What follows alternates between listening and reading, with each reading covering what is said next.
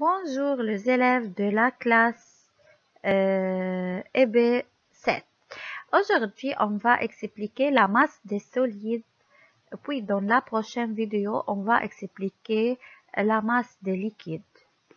D'abord, on va expliquer la notion de masse. Définition de la masse. La masse d'un objet représente la quantité de matière qui forme l'objet. Alors, on indique la quantité de matière contenue dans cet objet. Alors, on symbolise la masse par la lettre M. Plus l'objet contient de matière, plus sa masse est élevée. L'unité de la masse dans le système international est le kilogramme.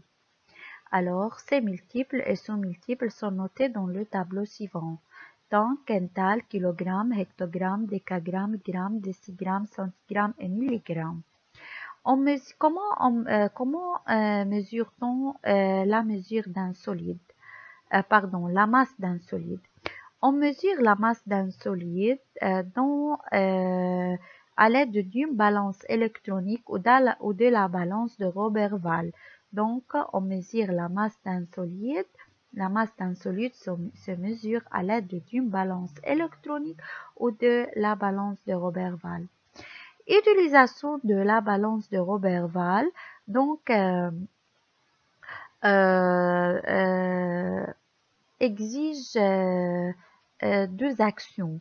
Alors, on dispose d'un solide S et d'une balance de Roberval.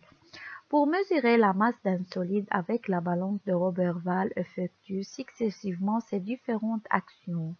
Alors, on équilibre le des plateaux afin qu'ils soient parfaitement horizontaux. Comment est-il la position de l'aiguille de la balance à vide, c'est-à-dire il est à vertical.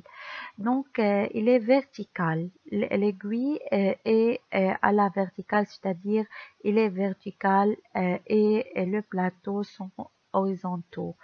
Alors, poser de masse marquée sur l'autre plateau en commençant par les plus grands et en descendant progressivement. Une fois l'équilibre de ces deux plateaux obtenu, comptabilisez le masse marquée posée sur les plateaux, alors que représente 700 pour les solides, c'est-à-dire c'est la masse de solide. La conclusion, l'objet de la masse inconnue est déposé sur un plateau, tandis que le second des plateaux, on ajoute des masses marquées pour mesurer le premier objet.